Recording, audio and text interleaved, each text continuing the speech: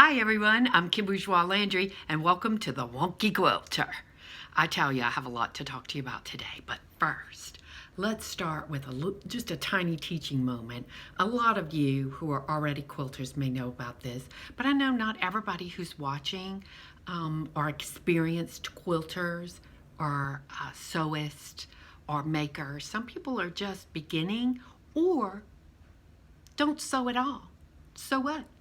Everyone needs to know how to put that button back on the cuff of their shirt, or I don't know, mend a kid's knee in his little jeans, or her little dress with little sunflowers on it, or darn a sock.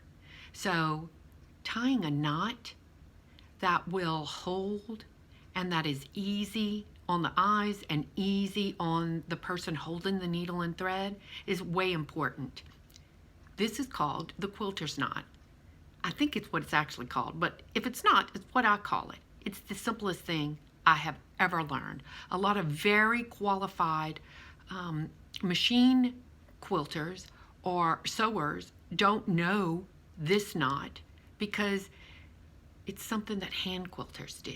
It's so easy, and you can learn how to do it. It may take you a couple of minutes to learn how to do it, but once you can do it in 5 seconds. Yeah, that's right. I said 5 seconds. 5. Okay. Look, I'm going to use my head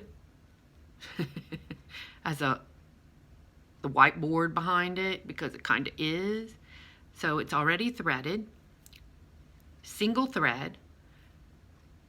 All quilters say start with 18 inches. I kind of use 24 because 24 is from holding the needle in my hand for me, and I stretch it out right to my shoulder. That's about 24 inches. So, you know, I make it a little longer. It's just easier for me. Everybody use your own thing, but 24 is usually safe. Take the end of your thread right here. Do you see it? The end of your thread. Okay. Put it up against your needle, resting the end of the thread right here, close to the eye of the needle. Not the point, but the eye of the needle. End of thread, eye of needle. Hold those two little things together, not so hard so far, and then just wrap. 1, 2, 3, 4. I'm going to do 5 for good measure.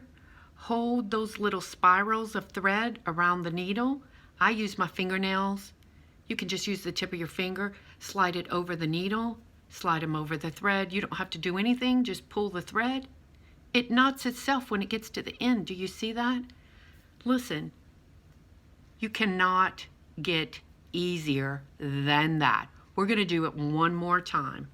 Once your needle is threaded, just like this, single thread, hold your needle, take the end of the thread, and hold them together. Let's see if I can see it. I've got my my specs on and I'm not using them. End of the thread to the eye of the needle. 1, 2, 3, 4, 5 for good measure. Okay, you don't really need 5, but maybe you will, okay? Hold those two things together. Hold the little spirals inside, slide it down the needle, slide it down the needle, let it just slide down the thread. And again, there's the second knot that I made. When you get to the end, it will just thread itself like magic. People will be amazed because you can do this so fast. It's just like, and then it's knotted at the end, and people will go like, where did you learn that? I've never seen that before. Believe me, I've seen some really good sewists that did not know this knot. I mean, not everybody. I'm not trying to say everybody doesn't know it, but it will come in handy. So put that in your back pocket. You now know how to make a very secure, very tight, and super cool knot at the end of your threaded needle. Okay, next. Now that we've done that a couple of times. That's always fun. I just love showing that thing off. I want to talk about the Houston International Quilt Festival. Where's my book? Coming up next week. I guess market is the week before festival. So today is, today's Sunday. Yep, today's Sunday, so it starts tomorrow. And of course, I'm not invited to that. There was no way for me to get in because I don't have a business. It's for business owners in the quilting industry. But festival is where all the teachers come. Listen, I have 2 copies of this. I don't know. I was too excited. I guess I ordered one twice. But look at what this copy looks like. I mean, it is ripped. It has been through, it has been rolled up and put in my back pocket. It has been shoved into totes and purses and carried all over the state of Louisiana.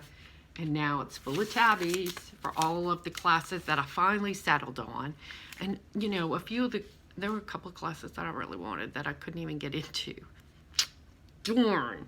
I'm going to be traveling to Houston. It's about a 4-hour drive with a friend of mine, Carol, who is a professional quilter. She's a long armer and a machine quilter. And although I've been learning how to use a machine and I love it, I mean, I think of myself as a hand stitcher. And, oh, sorry, I shook the camera. As I was getting the classes and deciding, because I read everything. Do you hear me? I read everything in this. I really recognized that, I think that's why I decided on the name, The Wonky Quilter, because I'm not so interested in straight lines. I'm not so interested in patterns. I'm not so interested, I mean, I'm interested in stitching in a very organic, mindful kind of way. And I'm interested in slow stitch because that helps me with my, you know, I don't know, my emotional process, my spiritual process. It's just delicious, stitching is. I came to that conclusion, really, as I was looking through this book at the things that really excited me. Okay, to start off with, Monday morning, I start off first thing in the morning, 8 or 9 o'clock, I'm not sure which, with Pepper Corey and a sashiko class. And sashiko is large stitching and placing beautiful same size stitches on a needle, many of them. I bought, you know, I have to bring sashiko needles with me. These are my needles. They're very long, they're delicate. I just can't wait. Pepper Corey, many of you, if you've been watching me for a while, you know that she is a hand quilter with a long history. Going back in the day, she has done, you name it, she's kind of done it. I'm real anxious to study with her in this half-day class,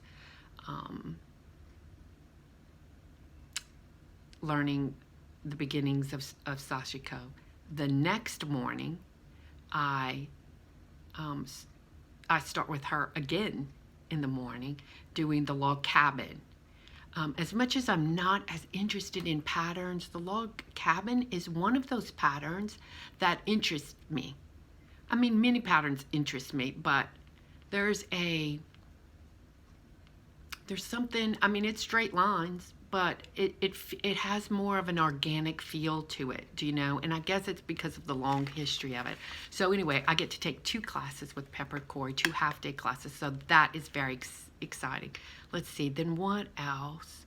Oh, Monday afternoon, after my Monday morning is the sashiko class, and then I have a little luncheon with a speaker going on while we eat, so that's very nice, but I can't tell you who all those things are right now. I just forgot to look those up before I started my video, so sorry about that.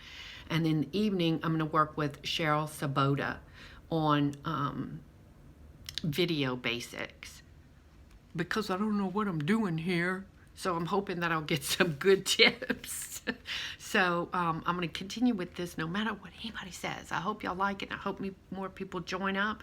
But I'm having a great time with these little videos of mine. So, and I adore talking about all things thread, fabric, needles, stitching, sewing, quilting. I don't know. It's just it's my jam. I'm enjoying it. So I'm off on Wednesday. I took the day off on Wednesday because I had 2 classes, morning and evening. Monday and Tuesday, and luncheons with somebody talking. So Wednesday, I'm going to have to put my feet up a little, rest my hands a little, and shop. Do you hear me? There's a lot of shopping happening in Houston at the International Quilt Festival. And there's also the Galleria. I don't know if I'll make it to the Galleria, but if I can make myself not buy a whole bunch of hundreds of dollars worth of stuff, I might go get myself a little handbag. We'll see what happens, okay? Thursday, I have an all-day class. That's my only full-day class. My friend Carol's taken a couple of two-day classes. She's a very, very qualified quilter, and she's taken at least one two-day class and a couple of one-day classes. So I know that the people that she's studying with are highly qualified, and they're going to get in deep to some new techniques and stretch her artistic ability. I can't wait to hear about it on our trip home, you know. So it's kind of cool traveling. I'm a hand quilter, and she's a long armor, so, and a machine quilter. So we're going to be there a week together. We're bunking together and everything, but we will not see each other except on the drive in to the convention center and the drive home, because we're taking completely different things, and all day we're both studying the whole day. So in fact, my day off is Wednesday, her day off is Thursday. So go figure that out, you know. And Friday morning, I'm taking a class called Morning Moors by Kristen Rodriguez, and I'm really excited about that. It's mixed media, it's paint and wool and stitching and using buttons, and I don't exactly know, but I felt very, very drawn to it. And I think it's a real kind of slow stitch kind of moment is the feeling I got from that. So I'm really excited about that. I skipped Thursday. I have a all-day class, 8 to 5, called Fearless Quilting. Yes, that's me. And that includes painting, layering, and stitching. And that's with Katie Fowler. Friday is Morning Moors, and that is what I was just talking about, has a real kind of organic feel to it with Kristen Rodriguez. And Friday, from 2 to 9 o'clock that night, I have Friday morning off, is Woolen Vistas. Again, a very organic kind of class with Jan Girard. So, or Girard. I'm French, we say Girard. So, you know. I've noticed that many of the classes that I took are classes that are more about stitching and fabrics and different threads and using, you know, than they are about piecing. And I have taken the last year to learn about piecing, and I think most quilters are just in love with piecing. They love piecing. And I've learned how to do it a little bit, and it's fun. It's fun, but it's not my all-time favorite. I like the quilting and sewing things down. Do you know, sewing things down to other things and deciding what you will put next in the moment that you're deciding it. Not because somebody already decided 5 years ago when they were developing this. And I mean, look, no shade on those people who decided it 5 years ago, because that is a skill and a talent. That is art. It's just not what makes my heart sing, you know. So I really have come to a deeper understanding about my love of stitching, not so much piecing through this. I can't wait to see if some of these people that I'm studying with, if I can get a quote from them to tell you about, review their classes. Maybe you will be able to find a class at your guild or in your town or in your state with one of these teachers. So I'll get back with you afterwards and let you know how good it was. We'll see what this book looks like when I get back. I also bought some of these. Look, I haven't opened them yet. Tonight, I'm going to start writing down all of the things that I need to have with me when I go. I need a couple of little small canvases. I need this particular kind of a sashiko needle. Anything I don't have, I'm going to go tomorrow or Wednesday, Monday, Tuesday, or Wednesday to pick up. We leave on Sunday, but I will be packed up. I'll have a big old backpack. I'll be ready to go. And maybe I will be able to talk to you from market. We'll just see how the wonky quilter can manage her time. Everybody say a prayer for me that I don't wear myself out with all these classes. I may come on and say, don't ever do that. That's too much. That might be what happens.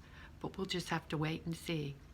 I hope that you like this video, and if so, give me a little thumbs up. Leave me a little comment. I love hearing from you, or an email.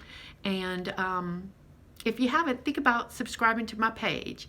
I would really love to have you. And thanks for watching. Okay, we'll see you next time. Kim